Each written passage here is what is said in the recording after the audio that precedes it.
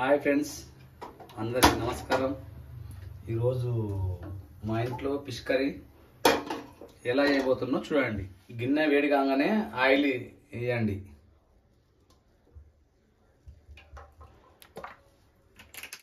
కొద్దిగా జీలకర్ర వేడైందో కలర్ చూడనీకే జీలకర్ర, తర్వాత పచ్చిమిర్చి, తర్వాత కరివేపాకు, ఒక 3 గడ్డల ఆనియన్, 3 గడ్డలు. మీరు కావాలంటే ఒక గడ్డ ఎక్కువ తీసుకోవచ్చు. 3 గడ్డల ఆనియన్,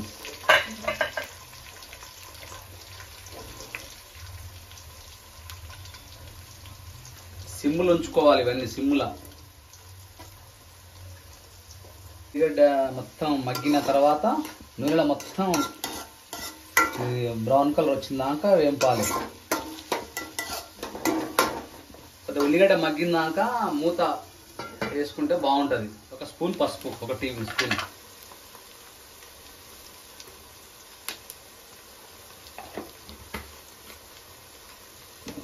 పసుపు వేసిన తర్వాత మళ్ళా కలుపుకొని ఉల్లిగడ్డ బ్రౌన్ కలర్ వచ్చినాక మగ్గింది బాగా. అల్లం వెల్లుల్లి పేస్ట్ వేసుకొని అల్లం వెల్లుల్లి పేస్ట్ వేసుకున్న తర్వాత అల్లం వాసన పోయినాక, పచ్చి వాసన పోయినాక టమాటోస్ వేద్దాం. అప్పుడు అల్లం పేస్ట్ ఒక స్పూను,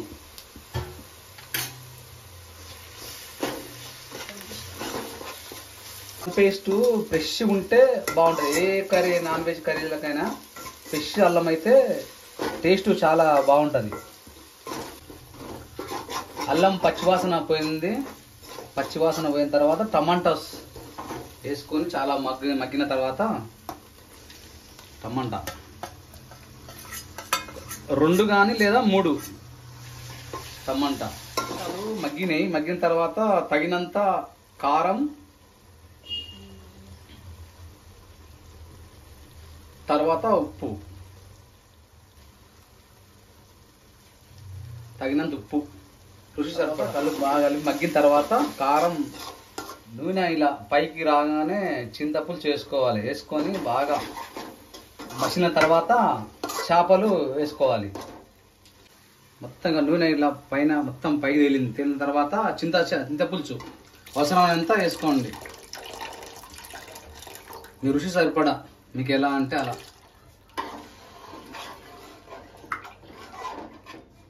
ఆయిల్ ఇలా పైకి తేలిన తర్వాత 1 స్పూను జీలకర్ర మెంతుల పొడి, మసాలా, 1 స్పూన్ ధనం పొడి, 1 స్పూన్ ధనం పొడి వేసుకొని ఒక 5 నిమిషాలు అయినాక బాగా మసిలినాక ఇంత లైట్గా మసాలా.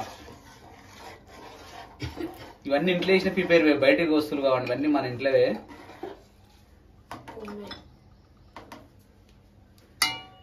ధనం పొడి కొంచెం 5 నిమిషాలు మసిన తర్వాత ఫిష్ వేసేసుకుంటే మసాలాలు వేడైన మొత్తం ఆయిల్ మొత్తం పైకి వచ్చింది. మొత్తం ఇప్పుడు ఫిష్ వేసుకోవాలి. ఫిష్ కడుక్కున్న ఫిష్ మొత్తం మసిలినాక తర్వాత ఫిష్ ఒక్కొక్కటి వేసుకున్న తర్వాత ఎక్కువ కలపొద్దు, ఫిష్ చితికిపోతాయి. ఒక్కొక్క పీస్ వేసుకుని ఒక 5 నిమిషాలు ఉంచుంటే సరిపోతుంది. ఇంట్లో ఇది ఎలాంటి ఆయిల్ ఫుడ్ కాకుండా హెల్త్ కూడా చాలా మంచిది. ఇలా అనుకుంటే సరిపోతుంది. ఒక 5-10 నిమిషాల లోపు ఫిష్ కర్రీ రెడీ. 3 నిమిషాలు అయిన తర్వాత క్లాత్ పట్టుకొని మళ్ళీ ఒకసారి ఇలా అనుకుంటే సరిపోతుంది. ఒక 5 మినిట్స్ అయినా దింపేసుకుంటే బంద్ చేస్తే అయిపోతుంది.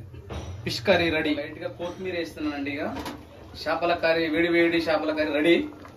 లాస్ట్ మరొకసారి ఇట్లా అని కదిలిచ్చి దింపే బంద్ చేస్తే అయిపోతుంది. పొయ్యి ఇంకా మూత పెట్టిన తర్వాత ఒక 5 మినిట్స్ దాకా మూత తీయకుంటుంటే వేడి చేపల కర్రీ రెడీ. ఫ్రెండ్స్, ఈరోజు మా ఇంట్లో వేడి చేపల పులుసు రెడీ. తిని టేస్ట్ ఎలా ఉందో చెప్తా. ఫిష్ కర్రీ టేస్ట్ ఎలా ఉందో తిన్నాక చెప్తా.